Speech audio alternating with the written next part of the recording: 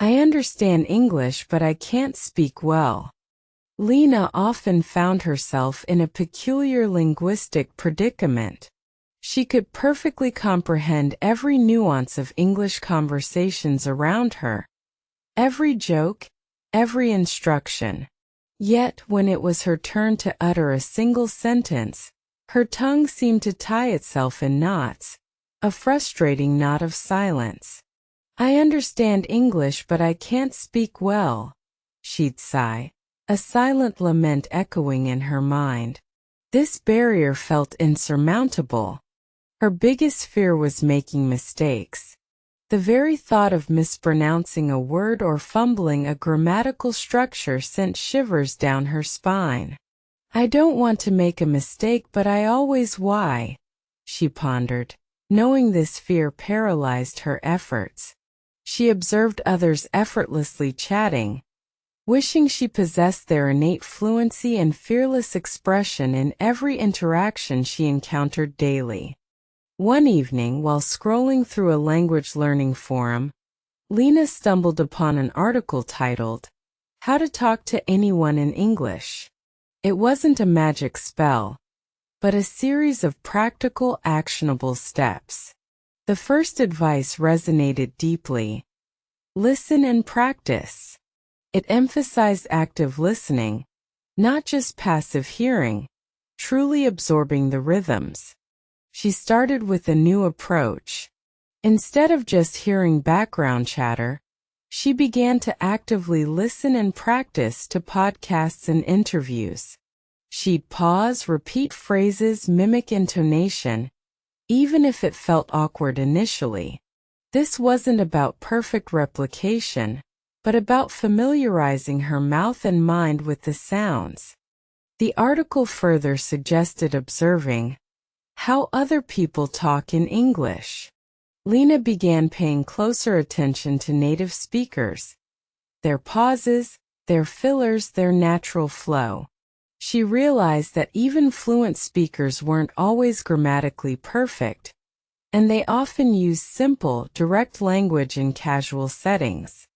Another crucial point highlighted was why you must read English. Lena had always enjoyed reading, but mostly for pleasure, not as a speaking tool. The article explained that reading expands vocabulary, solidifies grammar structures, and exposes you to diverse sentence patterns, making your spoken English richer. So, she started reading with a new purpose.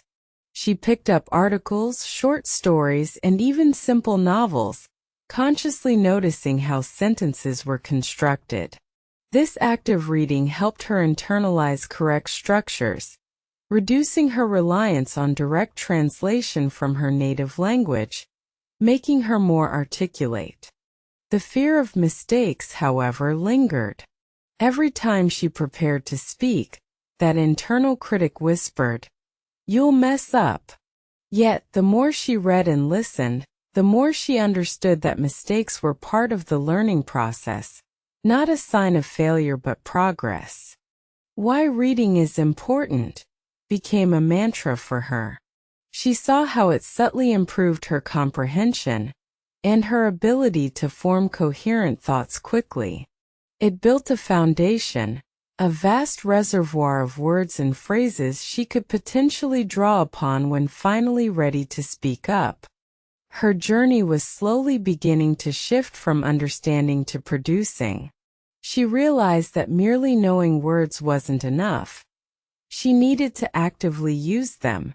This was the terrifying leap from passive knowledge to active communication, a bridge she desperately wanted to cross despite the fear. The next piece of advice was straightforward: how to talk in English.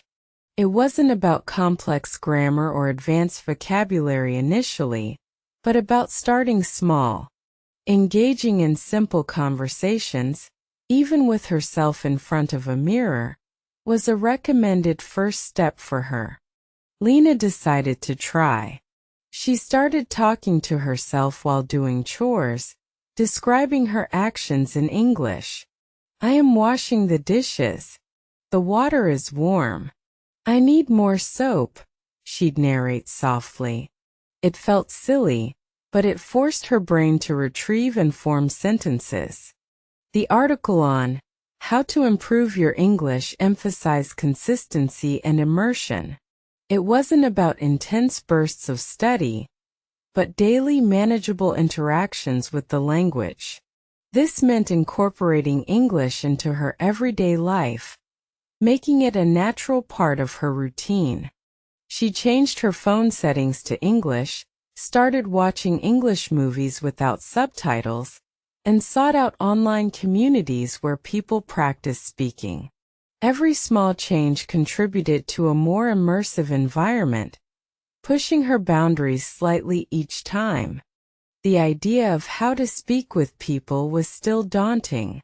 The jump from solitary practice to real-time interaction felt like scaling Mount Everest. But the article encouraged starting with patient, understanding individuals, perhaps language exchange partners or friendly tutors. Lena found an online language exchange partner, a friendly student named Leo from Canada. Their first video call was nerve-wracking. Her heart hammered against her ribs, but Leo was incredibly patient, letting her take her time, encouraging her attempts at conversation. She stumbled through sentences, paused awkwardly, and often resorted to pointing or simple gestures.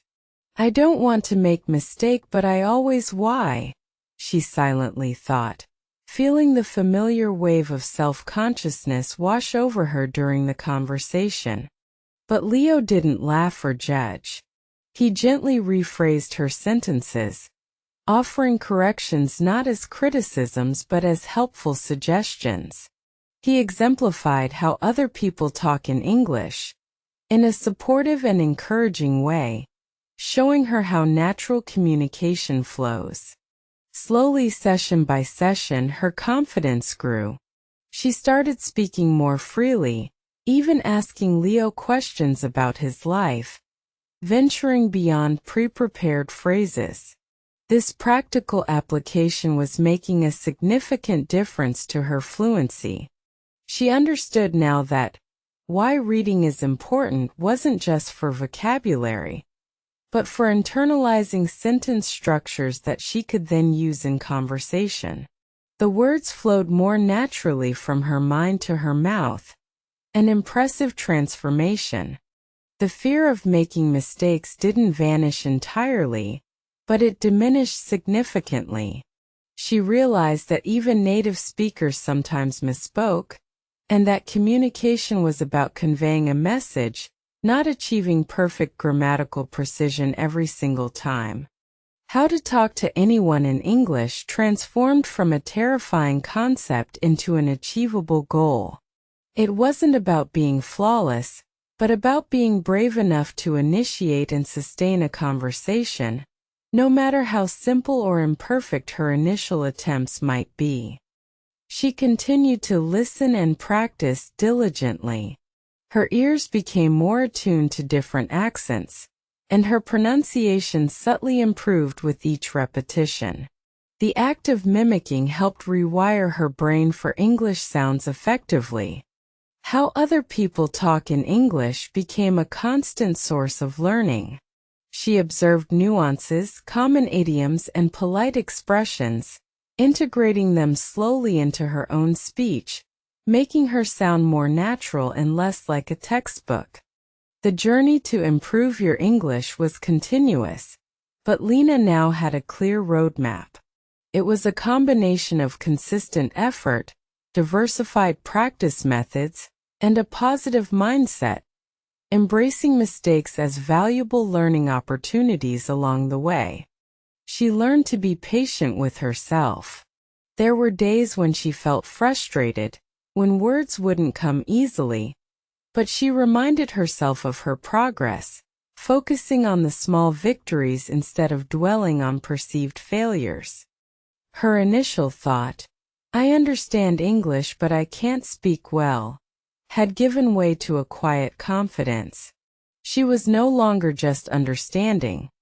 She was actively participating, voicing her thoughts and opinions in English, a truly empowering experience for her. The transformation was remarkable. Lena, once shy and hesitant, was now engaging in conversations with a newfound ease.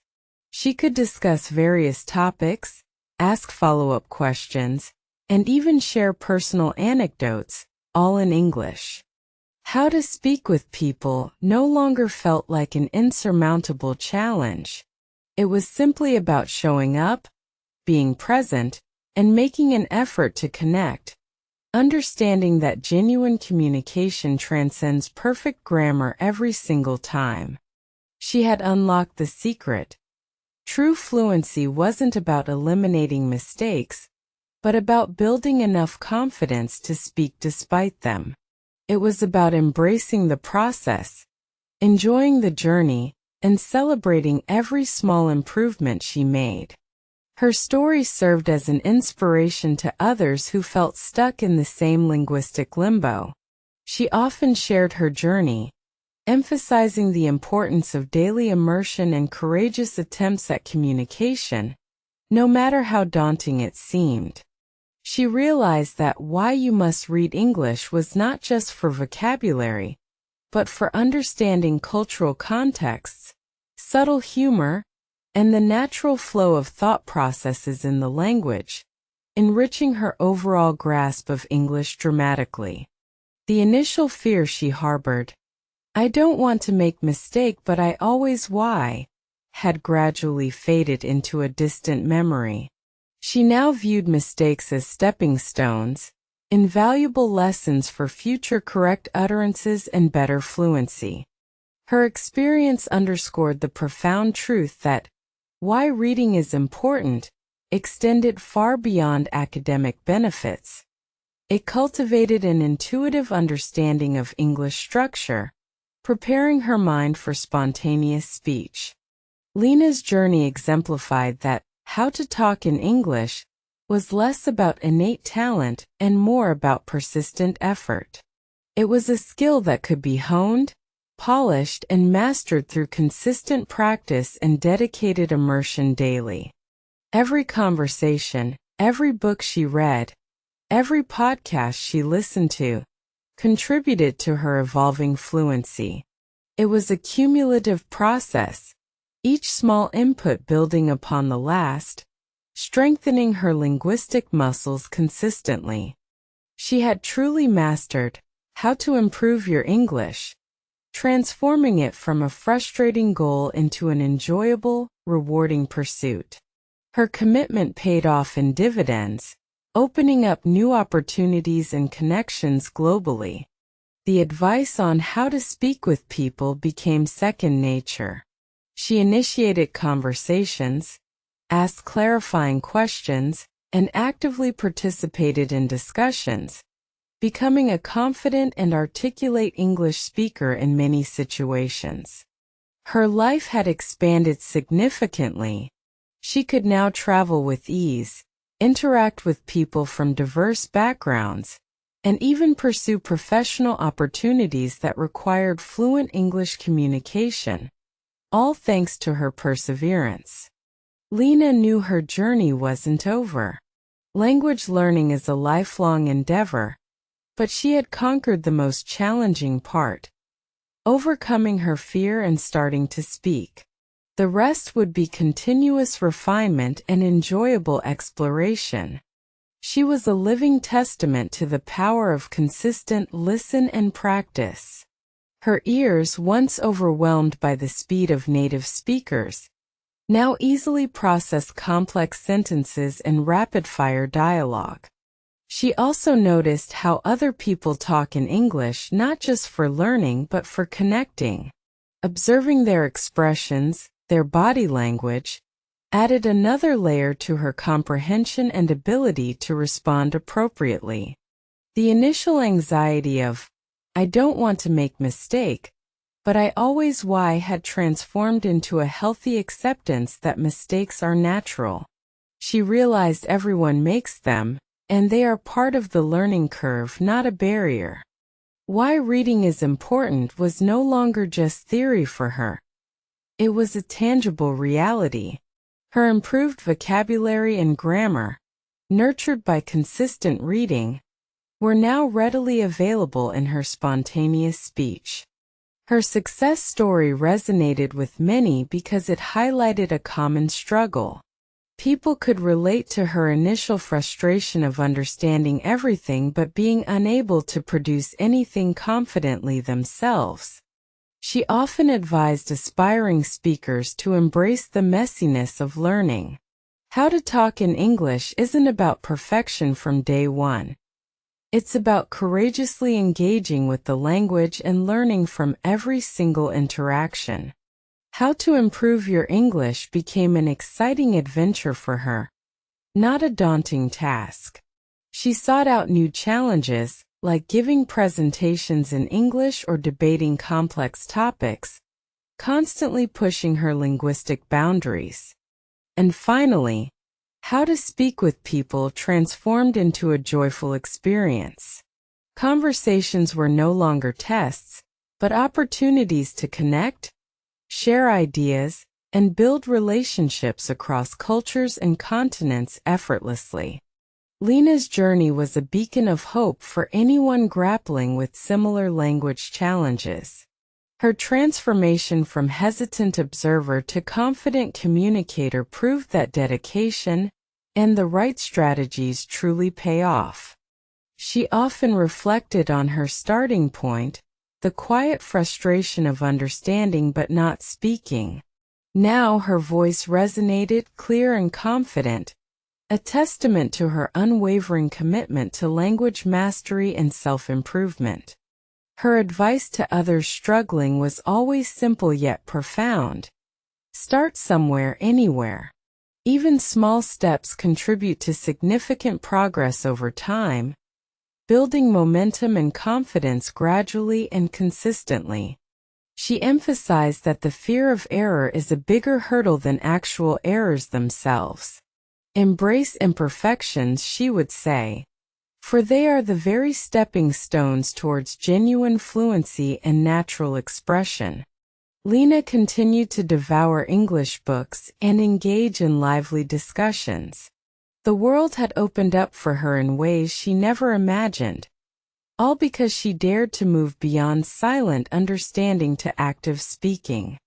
Her daily routine now included short bursts of English conversation practice, even if it was just narrating her day to herself. Consistency remained her key, building automaticity and reducing hesitation in her speech. The once formidable barrier of speaking English had crumbled. Lena now spoke not just competently, but with genuine joy and connection, truly embodying what it means to master a new language and its expressive power. And so, Lena's story became a powerful narrative of transformation. She proved that understanding is merely the first step.